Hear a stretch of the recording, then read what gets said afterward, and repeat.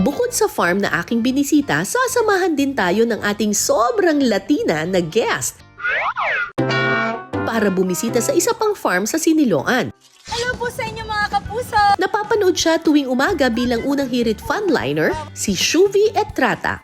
Hello mga kapuso! Nandito tayo ngayon sa isang farm. Kukuha po tayo ng damo dahil ito po yung first process para gumawa ng pataba. Tapos mamaya, isi-shred natin to at ilalagay sa mga taniman nila kasi itong ginagamit nila as pataba dito sa farm nila.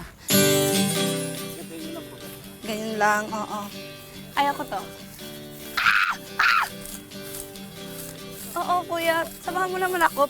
Kuya, wala bang ahas dito? Kuya, walang ahas dito, ha? Dahil may natural na sustansya ang damo tulad ng nitrogen, phosphorus at potassium, kapag isinama ito sa pataba, nakatutulong ito sa pagpapaganda at pagpapalago ng mga halamang gulay at prutas.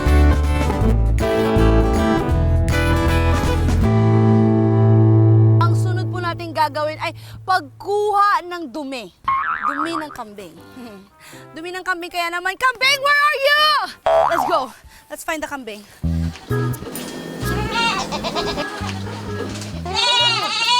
Mga kapuso, tignan nyo, napaka-cute ng mga kambing. Dito, dito, up.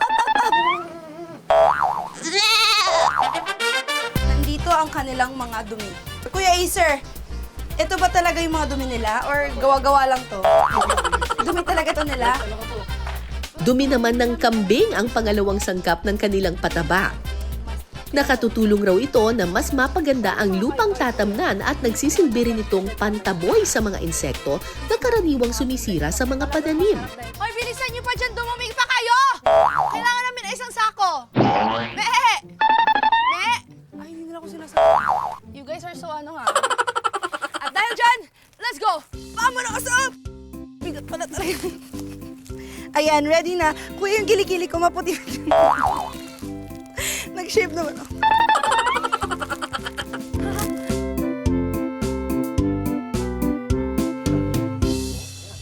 Bukod sa damo at dumi ng kambing, gumagamit din sila ng pinatuyong balat ng buko at katawan ng saging.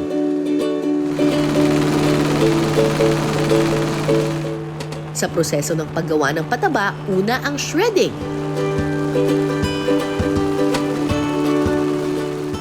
At saka, mixing.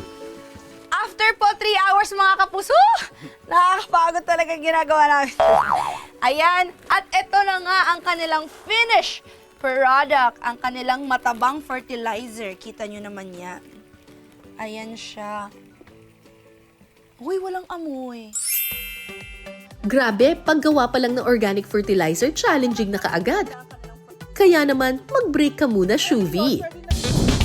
Balita ko, may masarap na putahing ipinagmamalaki ang farm na ito. Ang ating main ingredient ay walang iba kundi ang talong. Ito namang talong na to ay fresh din from the farm at tsaka binutasan na po namin siya. Tapos, after yun ate, igigisa na natin siya. Ay, gagamitin mo din yung nasa gitna. Opo. Una munang igigisa ang bawang, sibuyas at giniling na baboy.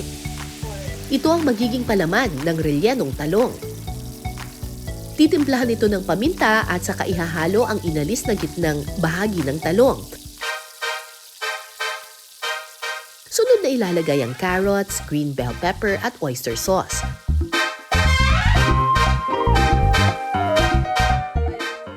Iset aside muna kapag luto na.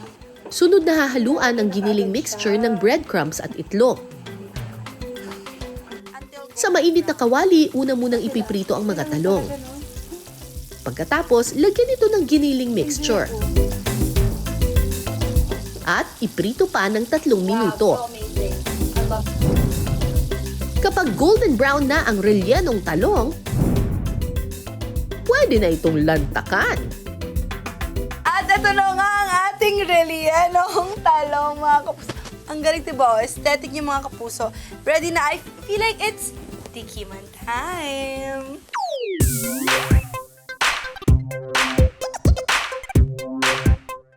Ay, ang sarap.